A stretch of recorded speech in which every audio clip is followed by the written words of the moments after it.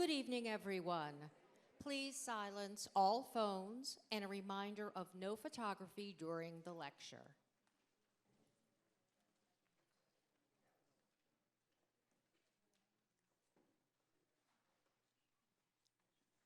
Please welcome to the stage Americans for the Arts President and CEO, Nolan Bendis.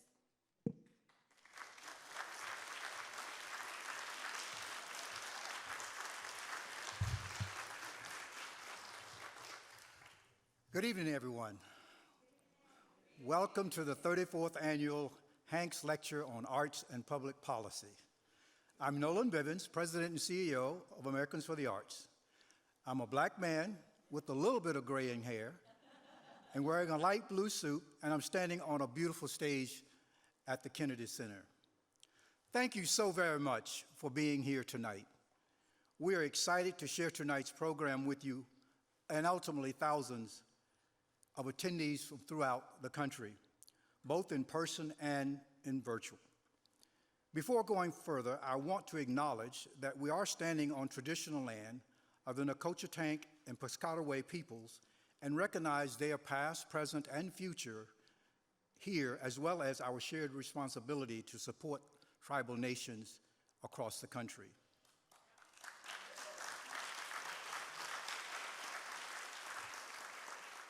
I very much look forward to hearing from our lecturer, Ayad Akhtar, and thank him for his time and participation here this year.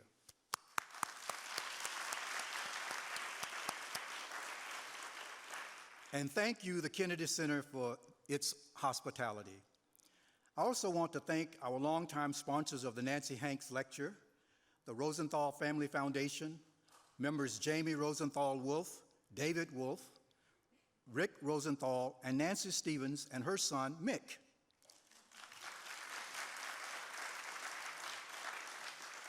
Thank you as well to Breinstein, Haidt, Farber, and Schreck for their ongoing support, and David Reed is here representing them. On behalf of the staff and board at Americans for the Arts, we are honored to have key leaders attending tonight, including Congressional STEAM Caucus founder, Representative Suzanne Bonamici of Oregon.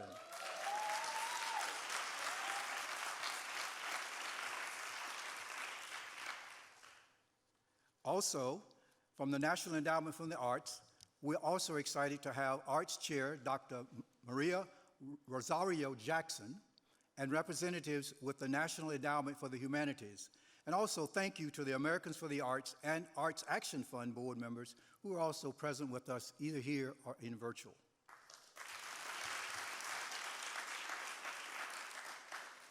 You know, other than our national convention back in May, you are the only, and really the only second large in-person audience that I've had the opportunity to speak with in 3 years. I just have to let that sink in for a moment. This is also one of the first main events that my wife Pamela and I have been able to attend together since the pandemic began. Thank you, Pamela, for being here. It goes without saying, we have all come back together fundamentally changed. Our individual journeys may have looked different over the last few years, but our collective journey and experience has shown us that the arts and culture are a source of resiliency.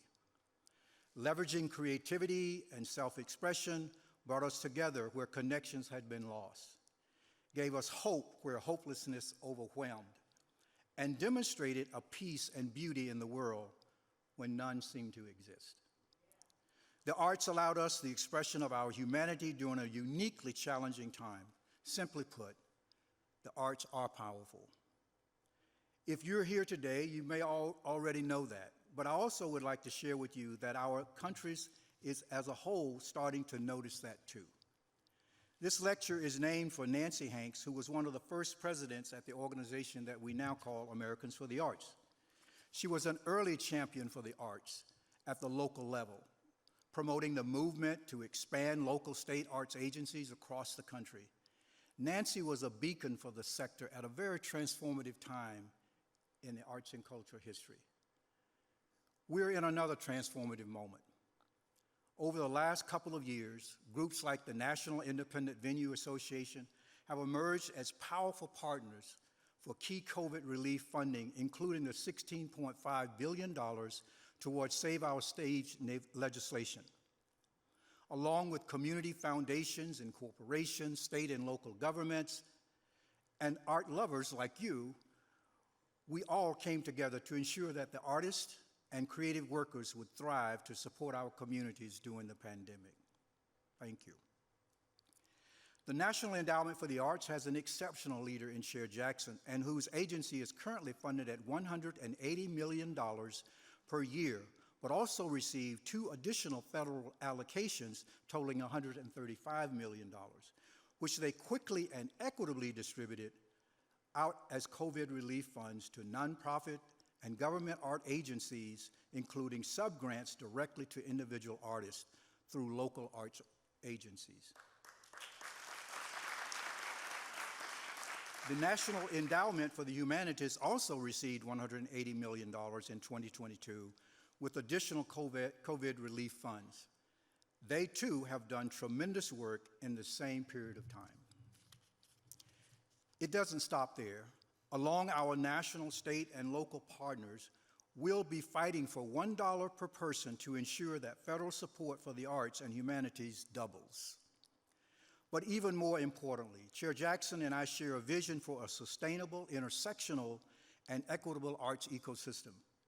This is a responsibility we also recognize with our national colleagues at the National Association of State Arts Agencies, grant makers in the arts, and members of the Cultural Advocacy Group, and many, many more that I could name.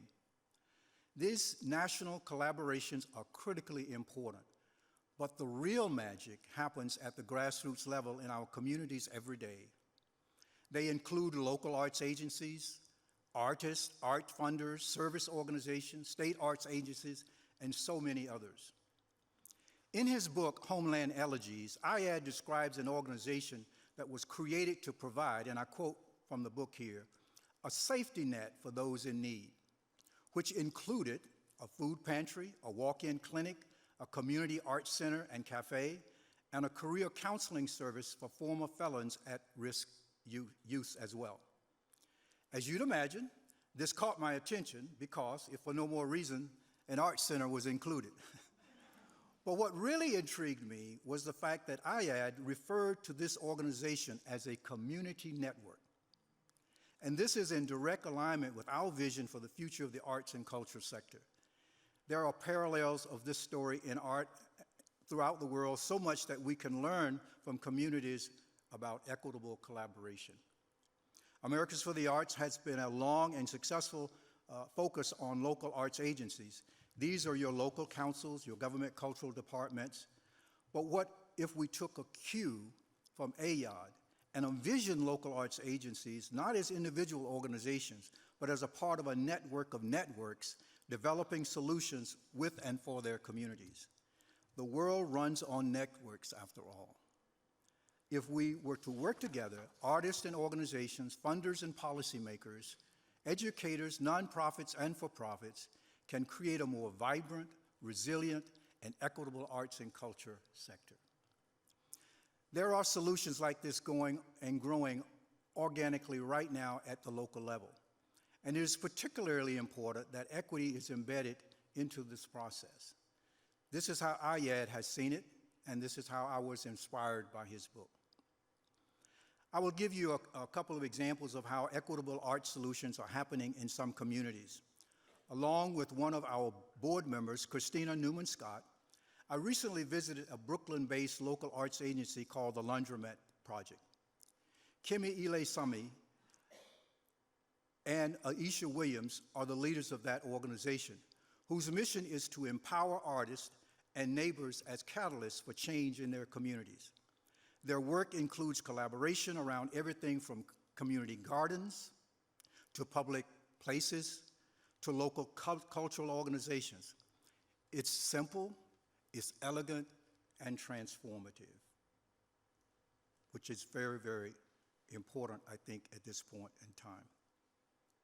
They're working with artists who didn't have the benefit of resources that come with an arts degree or training, but who are creating amazing things in their own right.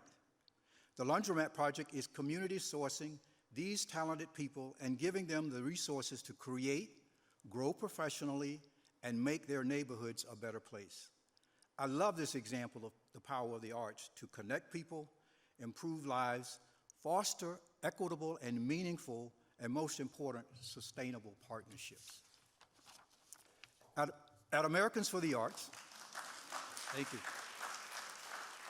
We've seen this connection most profoundly in our Arts and Economic Prosperity Study. Working side by side with 395 local arts agencies, our research team has ensured that organizations and audiences representing people of color are specifically included in this project. It's our first time requiring this, and for many local arts agencies, it's the first time engaging exclusively with their community. Jeremy Johnson, President and CEO of Assembly for the Arts in Cleveland, Ohio, has been instrumental in this work for some time. And here's how he described this experience to our research staff team member, Dr. Jenna Stiles. It's not lost on us that Americans for the Arts has bent over backwards through your work, Jenna, and your team to reach out to us. This didn't just happen, y'all, to send out an email and have one Zoom. We have been working through this, and it has been easy work, defining what do we mean by different terms. So I am fascinated by that work because that affects my own personal work. I'm using you all as a model. I'm sharing that with our team, with our consultants to say, look how Americans for the Arts, can we advise Americans for the Arts, and can we learn from what Americans for the Arts is doing? Yeah. It's working both ways. Yep. It is 100%. working both ways. So I just want to be clear on that. This is not a one-way street. We're learning from each other and what's happening national. There's a national movement, a national dialogue here that is so important for a time such as now.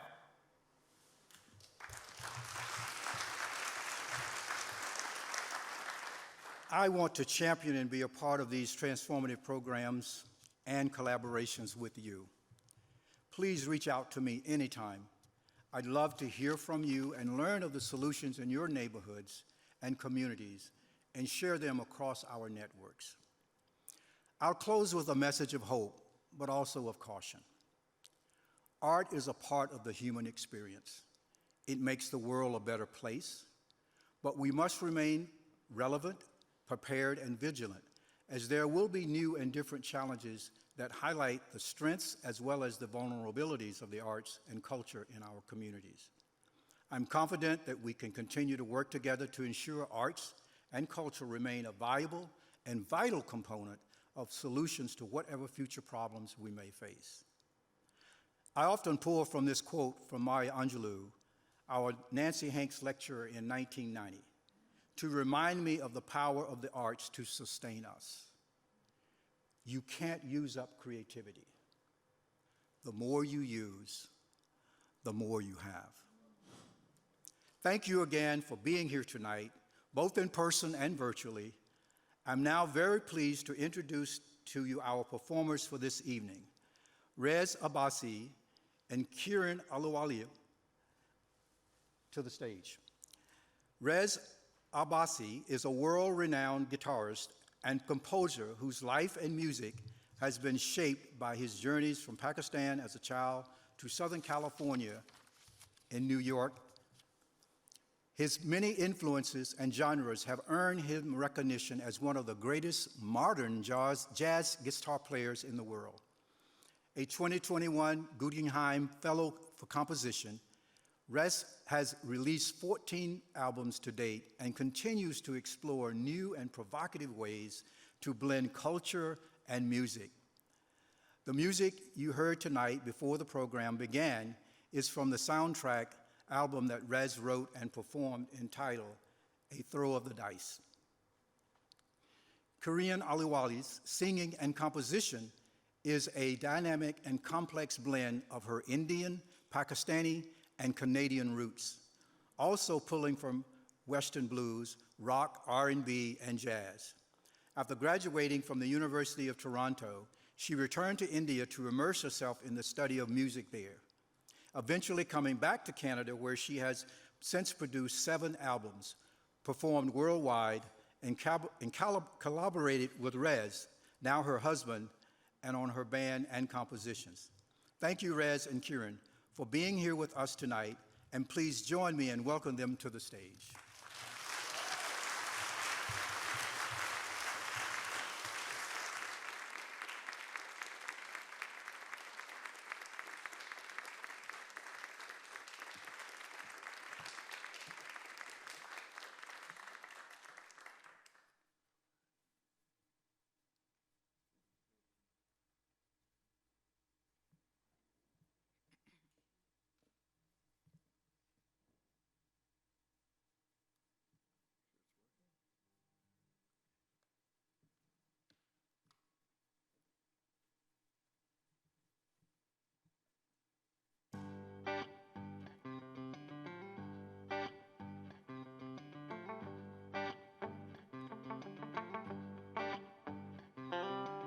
दम कलंदर कस्त कलंदम मस्त कलंदर मस्त दम मस्त कलंदर मस्त मस्त दम मस्त कलंदर मस्त दम मस्त कलंदर मस्त मस्त दम मस्त कलंदर मस्त दम मस्त कलंदर मस्त मस्त दम मस्त कलंदर मस्त मेरा विरद है दम दम अली अली मेरा विरद है दम दम अली अली सखी लाल कलंदर मस्त मस्त सखी लाल कलंदर मस्त मस्त झूले लाल कलंदर मस्त मस्त दम मस्त कलंदर मस्त मस्त दम मस्त कलंदर मस्त दम मस्त कलंदर मस्त मस्त दम मस्त कलंदर मस्त आखी जा मलंगा आखी जा मलंगा आखी जा मलंगा आली आली आली आखी जा मलंगा आखी जा मलंगा सच्चैयप्पे मण लैणगे आखी जा मलंगा सच्चैयप्पे मण लैणगे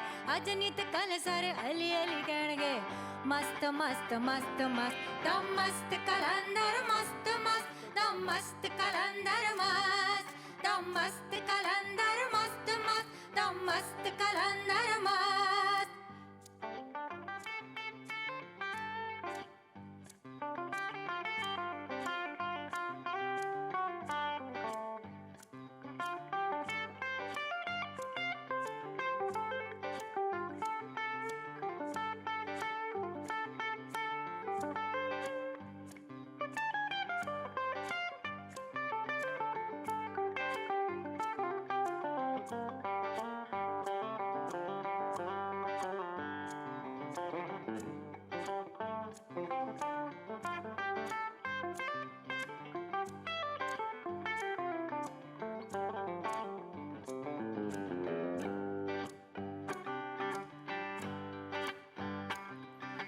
शाळा उचियां तेरिया पीरा शाळा उचियां तेरिया पीरा होवण दूर हनेरिया पीरा होवण दूर हनेरिया पीरा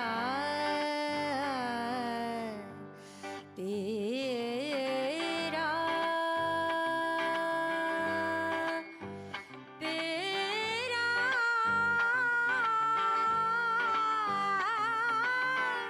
शाळा उजिया तेरिया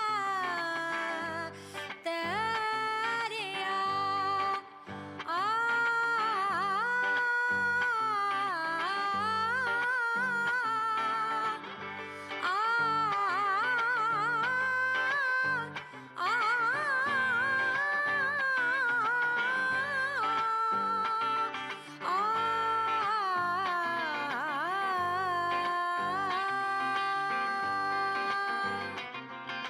शाळा उजिया तेरिया पीरा शाळा उजिया तेरिया पीरा होवण दूर हनेरिया पीरा होवण दूर हनेरिया पीरा आसा रहवा तेरिया पीरा सुनर जा अज मेरिया पीरा मेरा विरद है दम दम अली अली मेरा विरद है दम दम अली अली सखी लाल कलंदर मस्त मस्त मस्त सखी लाल कलंदर मस्त मस्त झूले लाल कलंदर मस्त मस्त दम मस्त कलंदर मस्त मस्त दम मस्त कलंदर मस्त दम मस्त कलंदर मस्त मस्त दम मस्त कलंदर मस्त दम मस्त मस्त दम मस्त मस्त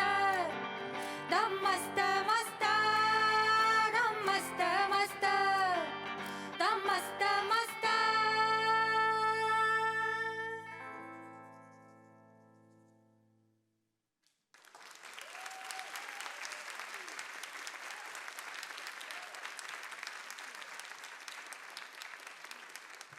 Hello, everyone. How's everybody feeling tonight? Great. It's great to be here. It's a pleasure and an honor as well, and to be part of this wonderful, necessary night, evening. And we are here to do a couple tunes for you, compositions that are very close to our heart. Hearts. And Hearts. close to our hearts. Thank you. Wife always correcting the husband. Isn't that the name of the game? Yay! Let's hear it for them. Even when the husband's a little nervous, what are you gonna do? Anyway, yeah, that was a composition that's Pakistani Qawwali from the late, very great Nusrat Fateh Ali Khan, and I'm sure it's near to many hearts actually, near and dear to many hearts. And that speaks of an intoxication with the divine, and Not with wine. not, with not the with divine. divine, vine. That's not wine. Spanish wine. Divine. Divine. And I will give the floor to Kieran Alawalia for the next composition. Go ahead. Feel free to correct me. Yeah. Hearts. We're going to do one more tune for you. It is so great to be here. Thank you for inviting us Americans for the Arts, and thanks to all of you for being here.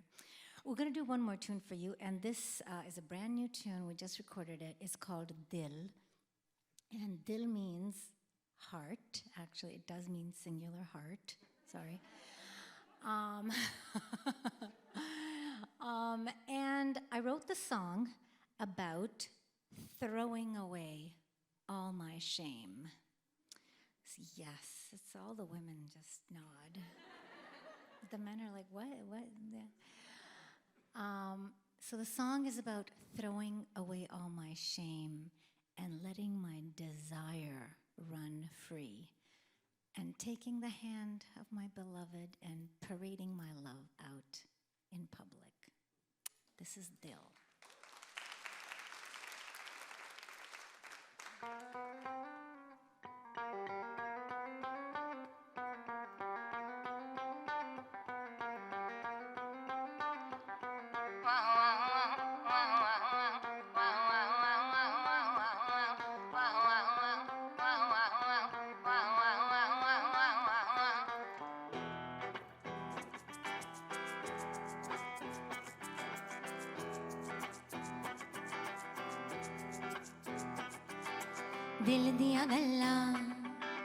ਦਿਲ ਦੀਆਂ ਗੱਲਾਂ ਤੈਨੂੰ ਮੈਂ ਕਹਿੰਦੀ ਨਾ ਦਿਲ ਦੀਆਂ ਗੱਲਾਂ ਤੈਨੂੰ ਮੈਂ ਕਹਿੰਦੀ ਨਾ ਜੀ ਮੇਰਾ ਕਰਦਾ ਹੱਥ ਤੇਰਾ ਲੈ ਲਾ ਲੈਂਦੀ ਨਾ ਮੈਂ ਲੈਂਦੀ ਨਾ ਦਿਲ ਦੀਆਂ ਗੱਲਾਂ ਤੈਨੂੰ ਮੈਂ ਕਹਿੰਦੀ ਨਾ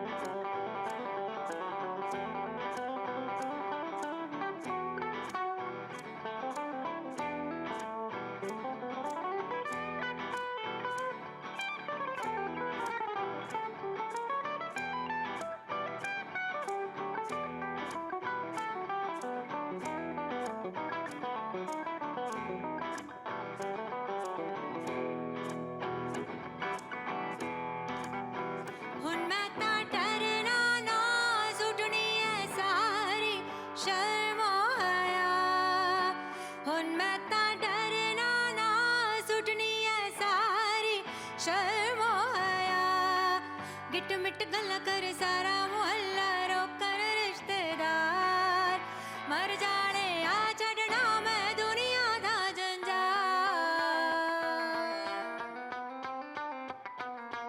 दिल दिया गल्ला तैनू मैं कहंदी ना जी मेरा करदा है हथ तेरा लैला लैंदी ना मैं लैंदी ना दिल दिया गल्ला तैनू मैं कहंदी ना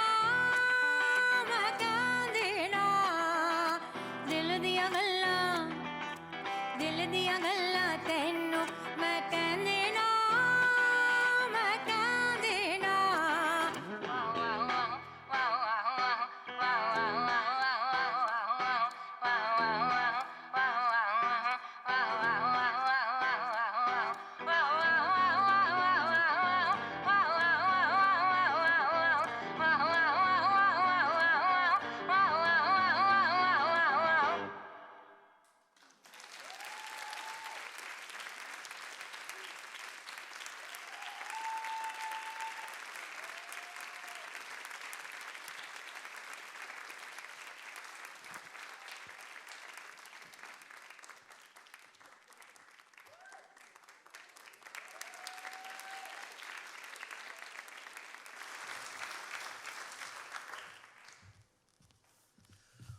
Wow, that was an incredible performance.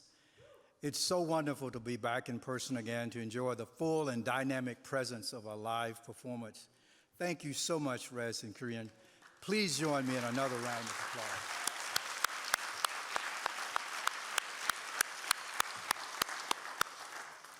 I'm now very pleased to welcome Stephen Heinz to the stage, who will introduce IAD for us tonight.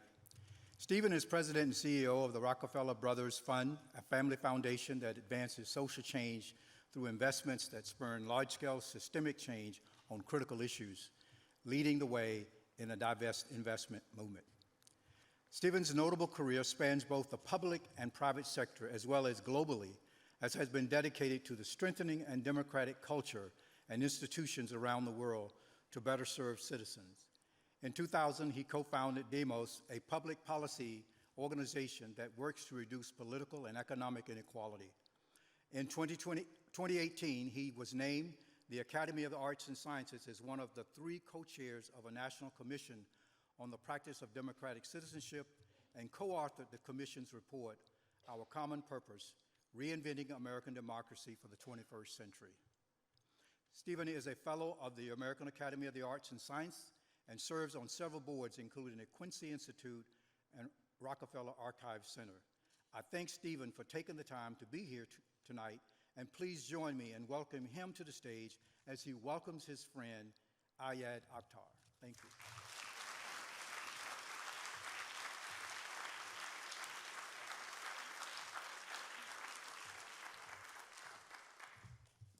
Wow, what a joy. Good evening.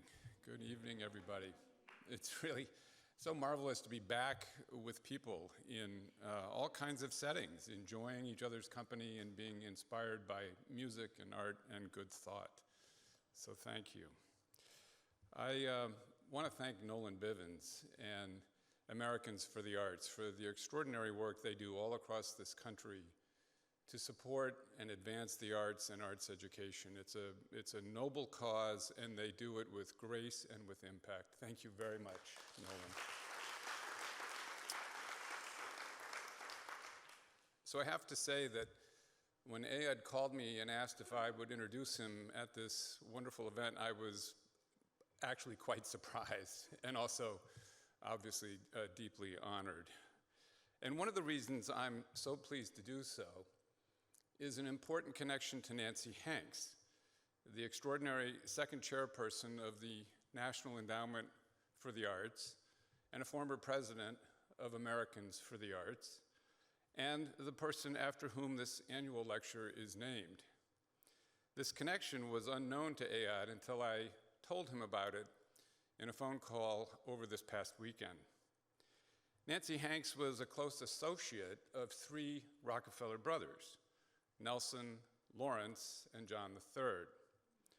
On and off during the late 1950s and throughout the 1960s, she served on the staff of the Rockefeller Brothers Fund, or RBF, which I have had the privilege of leading since 2001. She was also a member of our Board of Trustees from 1977 until her death in 1983.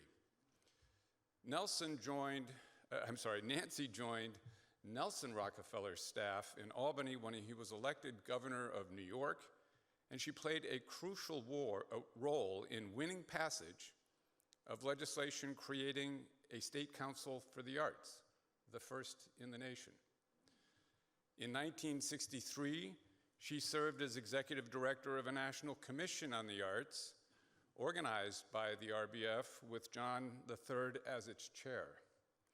This was an ambitious undertaking, which produced a landmark report, The Performing Arts: Problems and Prospects, which was published in 1965, just as the legislation to create the National Endowment of the Arts was being debated in Congress. At the Rockefeller Brothers Fund, we are continuing the legacies of the brothers' love for and commitment to the arts, and Nancy Hanks's leadership in making the case for public funding for the arts. And we are extremely fortunate that Ayad Akhtar serves on our Board of Trustees today. It is through our work together at the RBF and through the impact his writing has had on me personally that we have become very dear friends. Ayad is truly one of the most accomplished and important writers of our times. His plays and novels have been published in more than 20 languages and have won numerous accolades, including the 2013 Pulitzer Prize for his remarkable play, Disgraced. Ed has received the Award in Literature from the American Academy of Arts and Letters, an Obie Award, and the Edith Wharton Citation for Merit in Fiction. In 2021, he was named state author by the New York State Writers Institute.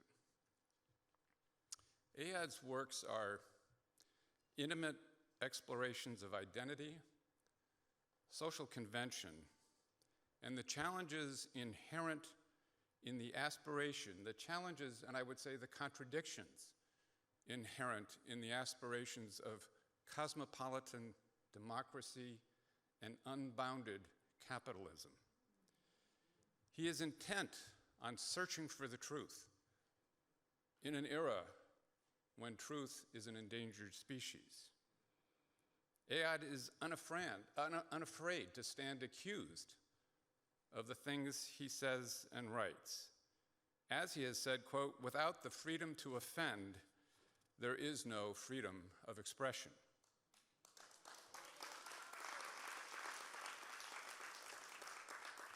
His elegant defense of free expression, of language in the service of truth, inspired PEN America to name Ayad its president in 2021.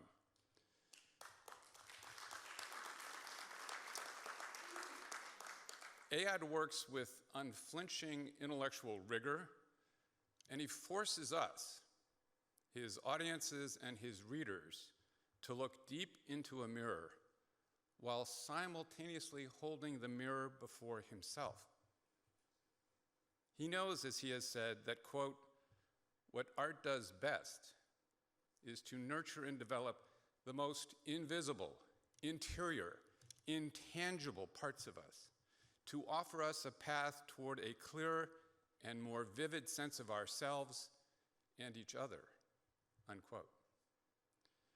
Now, much has been made of Ayad's identity as a Pakistani and Muslim American writer, and obviously, in a narrow sense, this is objectively true, but I would submit that he is an American writer, and through his writing, he is exploring what it means to be an American at this moment in history. In the first pages of his brilliant novel, Homeland Elegies, which one critic has described as a fictive memoir, The narrator, a Pulitzer Prize-winning Pakistani-American playwright, proclaims his identity. Quote, "My tongue too is homegrown. Every atom of this blood formed on this soil, this air." Ayad argues that art, quote, "at its best is about unity, not difference."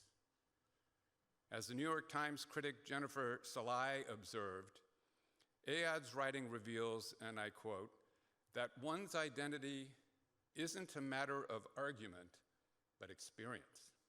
That experience isn't static. It exists through time, absorbing and responding to the world in which it moves," unquote. Ayad's voice is a skeptical one, at times a very provocative one. It comes from a place of deep consideration, conviction, and a belief in the urgent power of art. Please welcome Ayad Akhtar.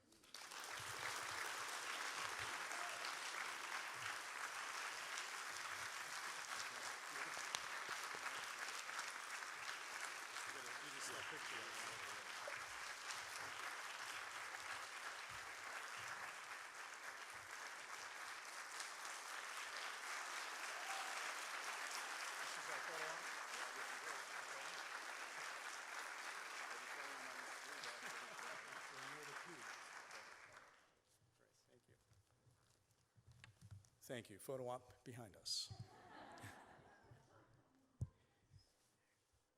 Thank you, Stephen. Our friendship means a lot to me, and it means a lot for you to say those things. Thank you for the invitation to address you all today, to be here sharing some thoughts within the framework of a lecture named for the inimitable Nancy Hanks is truly an honor. Of course, we all know there isn't enough public funding for art in this country. There isn't enough regard for art in our great nation. We are not a nation of thinkers, but doers. And the expression of will par excellence in American culture is the making of money, not art. To state it so baldly isn't necessarily to bemoan it, because one of the secondary effects of this primary focus on revenue and profit is a vibrant philanthropic sector that gives a lot of money to the arts. Never enough, of course, in my opinion. But all the same, the bigger picture of arts funding in America is not as dire as it may sometimes seem when compared to a country like Germany, where there is so much abundance in the government funding of the arts. Whether funding is coming from the government or whether it's coming from the private sector in the form of charitable giving, invariably the process of giving and getting money is understandably complicated. Foundations and councils and family trusts and corporations have images to bolster and protect, and they have missions they often lay out in no uncertain terms. Mission alignment figures front and center in the dispensation of money in the American philanthropic sector. Moreover, as so much of the cash is ultimately coming from those who so profoundly understand cash, how to manage it, how to assess value in economic terms, the thinking around mission alignment takes on another dimension, measuring return on investment. That is, measuring the visible, tangible effect of the money given. Many of us here in this room deeply understand how ultimately misguided this approach is. The reflex to measure prospect and product in terms of the tangible. We understand that art, what it is, what it speaks to and develops in us, can't be measured in that way, at least not the most important part. What art does best is to nurture and develop the most intangible interior parts of us. Art enables and fosters the soul's growth. But we here in this room know to be mindful about using language like that. We know that we live in a culture that long ago forgot that responsiveness to the world is fundamentally rhythmic. That attunement, for example, to cadence and phrase, to embody beauty through song, to know harmony physically, that these are fundamental human and social capacities needing development. But we understand our nation doesn't know things like this anymore. And so we understand why, yet again, our universities are cutting the humanities and our schools are cutting funding for the arts. We don't like it, but we understand. The real conversations about value are had in monetary terms in America, and so we don't bring up the soul.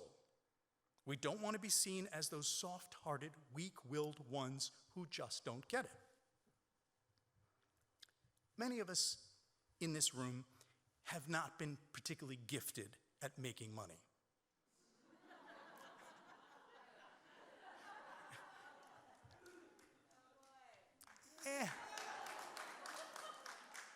And we don't necessarily see that as a failing.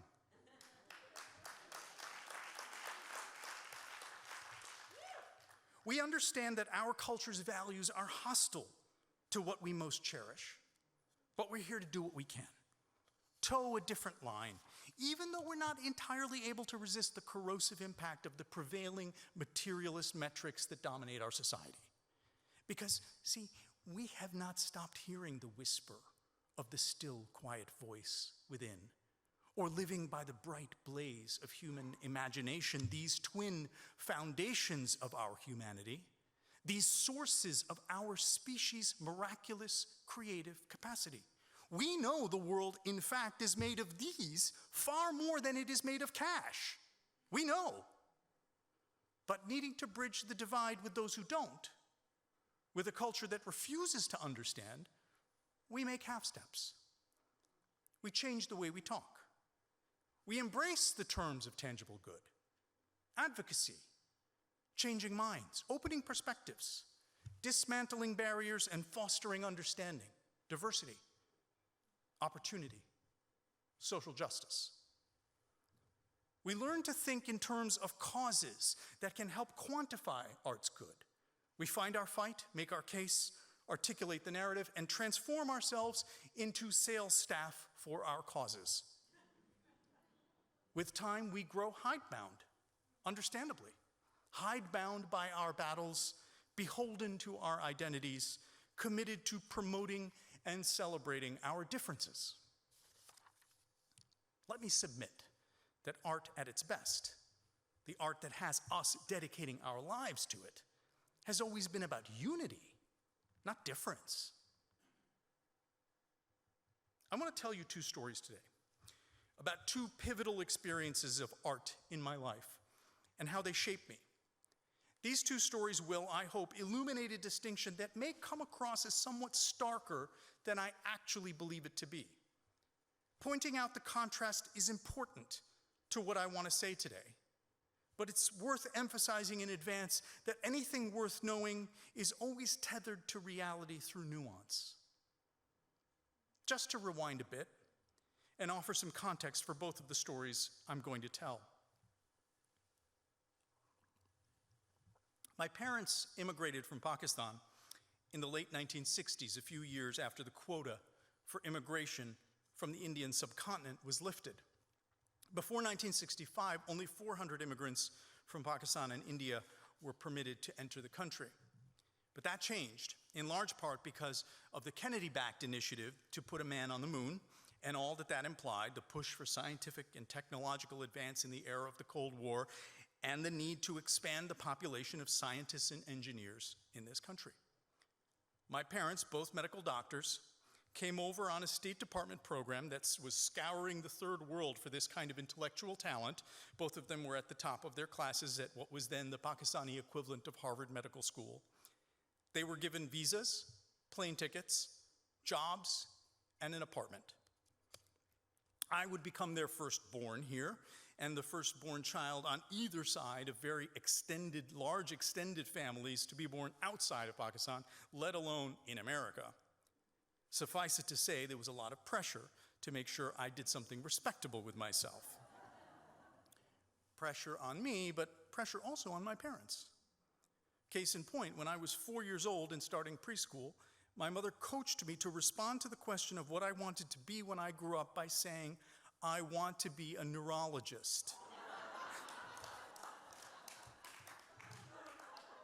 Of course, I wasn't sure what a neurologist actually was, but people sure seemed very impressed by it. A little over a decade later, when I was 15, and starting junior year in high school, I signed up for an elective in high school that I'd heard was really good. It was called World Literature, and it was taught by a teacher named Miss Dörfler. I remember homeroom that first day of that semester and the football jock sitting next to me asking what my third period class was. I told him it was World Lit with Dörfler. Dude, Dörf is gonna blow your mind. He said back to me with visible awe. Truth was, Miss Dörfler had a reputation for changing kids' lives. She was one of those teachers nobody ever made fun of, but not because she was trying to be your friend or because she was so entertaining. She exuded a kind of presence that made you realize you were with someone truly remarkable. By the time I'd met her, she was in her late 50s. She'd been through 5 husbands. She lived on 40 acres of land north of Milwaukee where she kept 10 Great Danes and tended a farm-sized garden every morning at 4 a.m. before coming into school. She carried herself with a regal bearing that wasn't an affect. I recognize now what it was, though I didn't know it back then. It was the resonance of someone truly committed to an authentic life. On that first day of class, she assigned a short story by a Swiss writer named Dürrenmatt. I went home that night and read it. In the story, a man wakes up on a train. He has no idea how he got there. He has no idea where the train is headed. Confused, he tries to find out what's going on. Traveling from one car to the next, approaching fellow passengers, he hopes someone knows more than he does. But they don't. In fact, most are far more concerned with whatever they've got happening in their berths, the romance, the newspaper, the nap they want to return to. The protagonist finds a junior conductor who tells him that maybe the supervising conductor can answer his questions. But that turns out not to be the case either. Finally, having made his way through the entire train to the front locomotive, our protagonist finds the person steering the train, a madman shoveling coal maniacally into an engine's furnace. Over the noise of the fire, the protagonist shouts his question about where the train is going.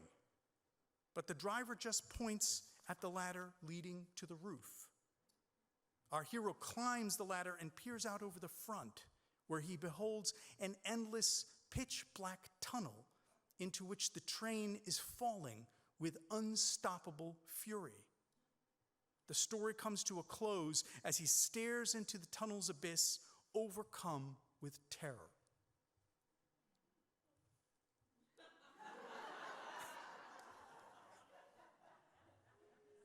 I remember finishing the story that night and thinking, okay, no idea why anyone would read a story like that or write one.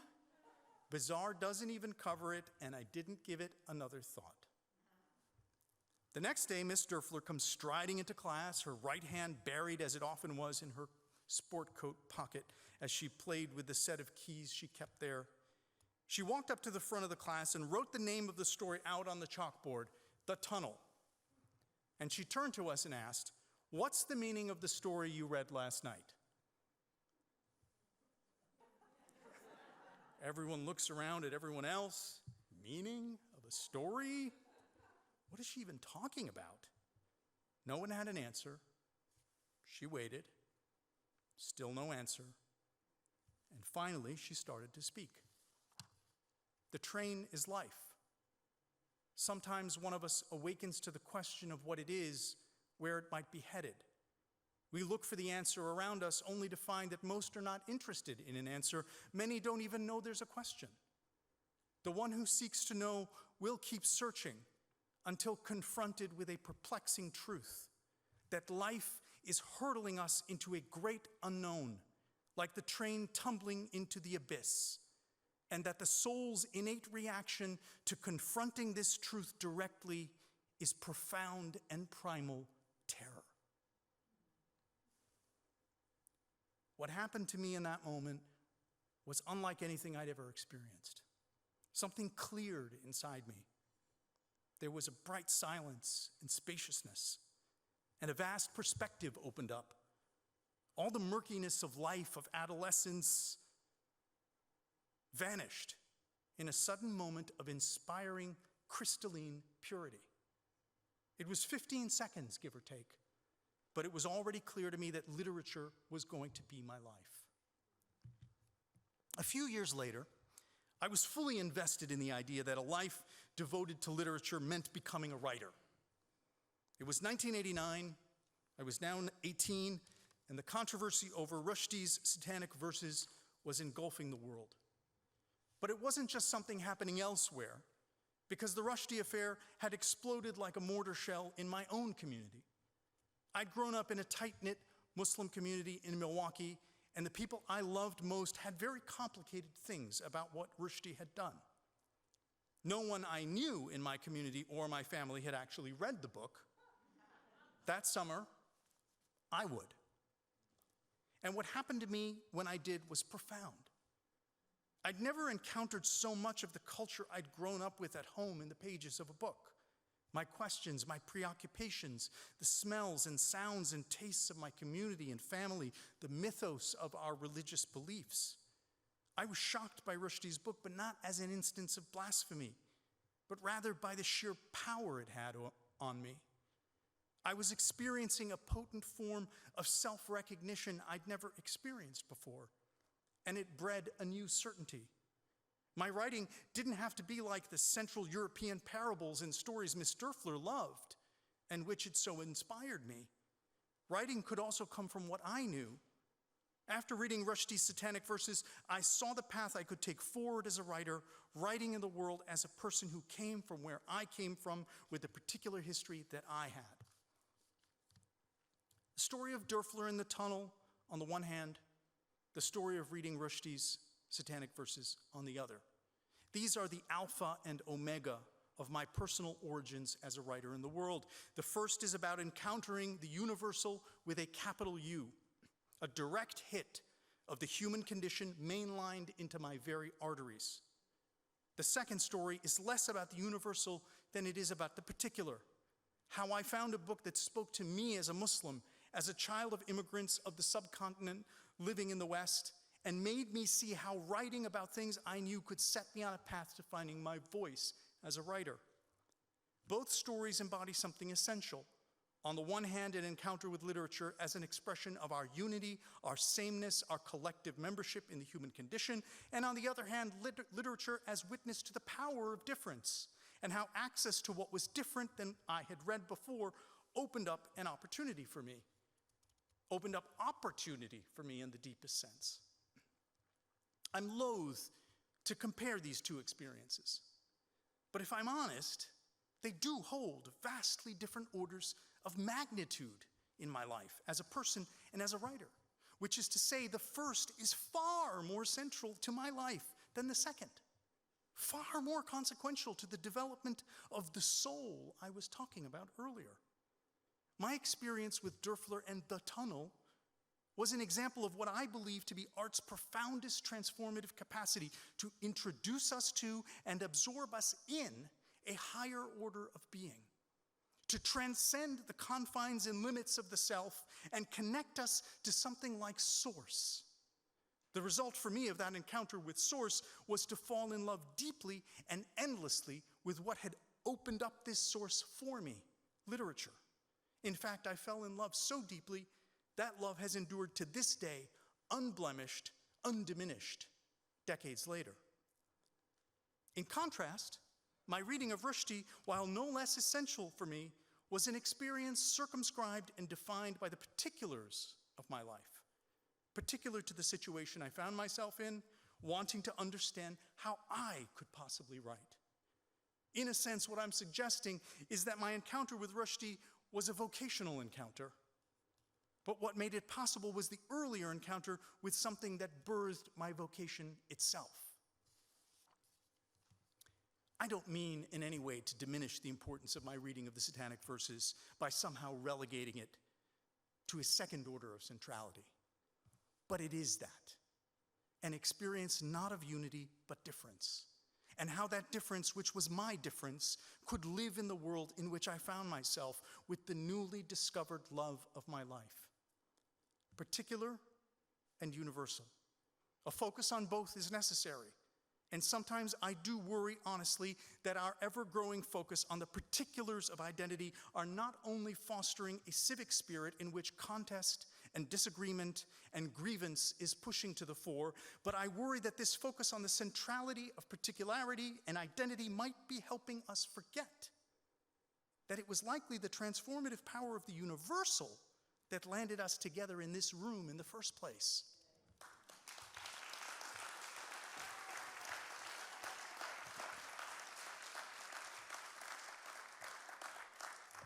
So what am I saying? Let me boil it down. Still doing my best to preserve the nuance, which is, of course, usually the first casualty of the pasteurizing and homogenizing process so much discourse undergoes today as it meets the Manichaean moral environment of our current politics, where everything is increasingly seen as either or. On the one hand, either it must be a defense of dead white men, or, on the other hand, it's a celebration of the young writer like myself of a marginalized identity who's finally going to be heard after generations of exclusion. Let me submit that this is not an either-or. And yet, to the extent that we want to be fully alive to art's greatest strengths, not as measurable goods to be laid alongside test scores or as tools of social integration, however worthy, but rather in the actual shape of art's deepest formative impact on us, to the extent that we are willing to meet art and its impact along the terms that I've laid out here, I believe it's worth considering just how much this interplay between the particular and the universal is, by definition, tilted in favor of the universal as the ultimate source of art's inspirational and instructive power. I know it's a mouthful.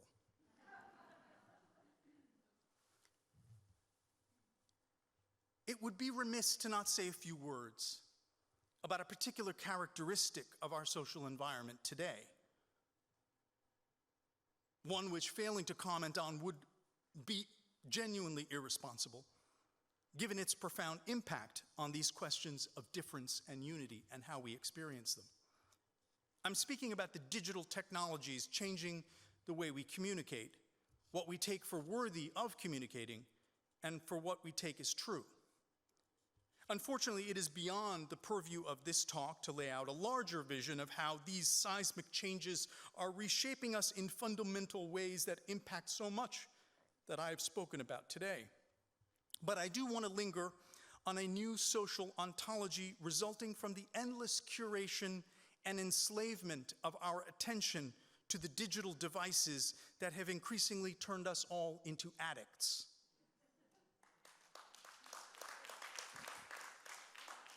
We owe our dependence on these devices to the release of dopamine that engagement with those devices occasions. Momentary content selected and delivered to us for its capacity to thrill, engage, titillate, enrage, and reaffirm us. This technology metes out its algorithmically curated stimuli as the reward for sustained, prolonged engagement. This is all by design. The longer you are engaged, the more data can be collected about you. The greater the haul of data, the more your behavior and purchases can be predicted, even manipulated, the more that data is worth on the open market. All of this is driven by profit which has created the epidemic of diminished concentration and pathological distraction rampant everywhere today. This is a profound, even apocalyptic social ill that we all recognize and feel utterly powerless to change. The technology driving these attention-damaging devices understands something about us. It understands that what tethers us most deeply to the device is confirmation bias. The algorithm learns to affirm our tastes, our desires, our points of view. This is the deeper pleasure that the technology offers, a cognitive flow formed from our own preferences and comprising a world in our own image. We pick up the device, we find there some form of what we already know, served up in a computer-curated diet of posts and photos and other sundries, content tailored to our desires, that the digital technology knows will keep us scrolling. We click and scroll, enjoying the steady stream of tiny pleasures, familiar enough to keep us happy, surprising enough to keep us excited. Over time, we learn to trust in the path to understanding that leads only through the familiar, that leads through me. I become the arbiter of what is true. I am the measure of what is real. What could possibly be more real than me? What I'm describing here is a profound technological support for enthrallment to primary narcissism. And though we all know this is what is happening, we still may fail to appreciate just how pervasive the social attitudes engendered by this orientation have become. Self-obsession is seen as a route to self-realization. Affirmation of bias confirmation reigns supreme. I know is a social prime mover. The elevation of the I that knows is a greater social good. Exhibitionist displays of self-esteem are conflated with instances of political defiance. Self-valorizing anthems, the elevation of me and my to categories of knowing itself, and the now widespread misreading of the self's fragility as resulting not from the contingent situation of selfhood itself, but from society's failure and neglect to protect and recognize me. Accustomed to the neurotransmitter boost of constant digital approbation, the likes and shares and comments from followers and to those we follow, we are increasingly convinced by a moralizing rhetoric that passes off our dependence on technology as righteous activism. And so the new social technology emerges. Pleasure is glue. The purpose is sales. It's the advertising model of thought, the entertainment model of consciousness. Self-promotion, self-commodification, self-marketing, all of these are now increasingly taken for forms of legitimate commentary and critique. Ceaseless affirmation of our personal biases emboldens a strident certainty of our moral positions, if they can even be called that. The foregoing picture is an essential one to understanding the primacy placed today on difference as a category of social being. Let me put that more simply. The technology transforming our societies and our brains is incentivizing us to be deeply invested in our particularities, our differences, and to embrace the confines of the self rather than to push for some meaningful transcendence from them.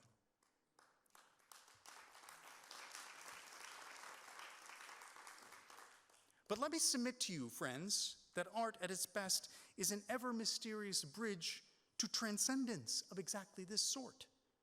Other, not self. Empathy, not narcissism. Transformation, not validation. In closing, I'd like to remind us all once again of the importance of nuance. The argument here isn't against difference. It's against the primacy of difference. The argument isn't against measurable metrics. It's against the faulty notion that ultimately art's benefit can be measured in any way. It isn't to elevate Dürrenmatt over Rushdie, or even to suggest that there is not a place for narcissism in our lives. What I'm suggesting is that there are important distinctions that must not be lost, that some things are not others and shouldn't be. American novelist Ottessa Moshfegh, in speaking about the novel as an art form, puts it this way, and I quote, "Art is not media.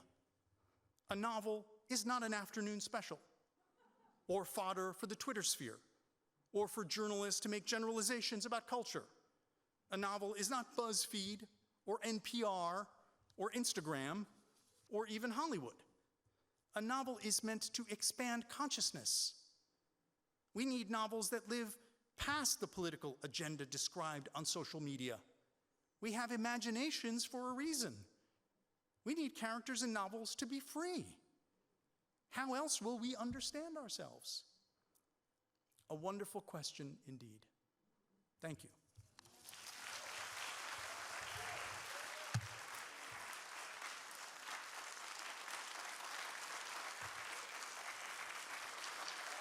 Thank you.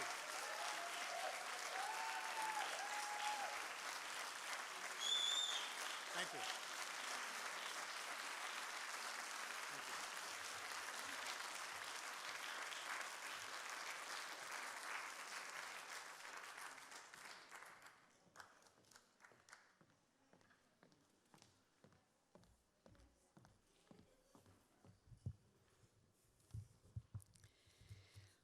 Wow, what a magnificent program.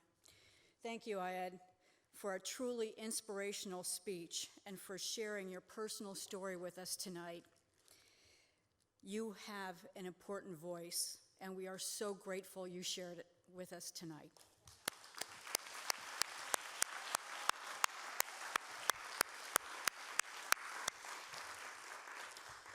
Good evening, everyone. My name is Julie Morocco. I'm the chair of Americans for the Arts Board of Directors. I hope Ayed's journey will persuade all of you to take the time to reflect on the novels, the plays, and all the literary works that have shaped your character, your life, and your dreams. Take the time to talk with others, your families and your friends, about the power of the written word and how these precious instruments of language opened up your mind to different cultures, new ideas, and diverse perspectives. I also want to congratulate Ayed and the PEN American organization on celebrating its 100th anniversary this year of promoting and defending free speech in America. I am so thrilled that we have brought back this powerful lecture series to a live, in-person audience while simultaneously live streaming it to a national audience. We are committed to this hybrid presentation for the future. Tonight, yes. Tonight, we have thousands of arts advocates live streaming from all corners of our country and joining our community to witness in real time some of the best speeches on arts and public policy ever written on the value of the arts.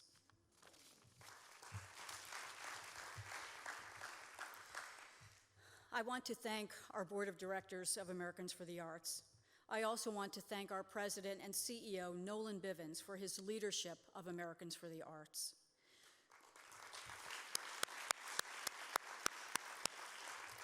Nolan has embarked on the transformation of this organization in the service of the field, with thoughtfulness and a vision to the future, with a guiding ethos of equity. We are engaged with our local arts agency members and extended colleagues in the spirit of supporting the entire arts ecosystem and individual artists. Rez and Kieran set the stage with their engaging and beautiful performance tonight. Stephen gave us an insightful introduction to Ayed and the historical context of the lecture's namesake, Nancy Hanks. And before I conclude, I want to thank all of you here in the audience and those who are streaming live. We all experienced something very special tonight, together, as a community. We are inspired by the power of the arts and the power of tonight's incredible artists to educate, motivate, and elevate what we all passionately hold true to believe, that the arts are a national asset.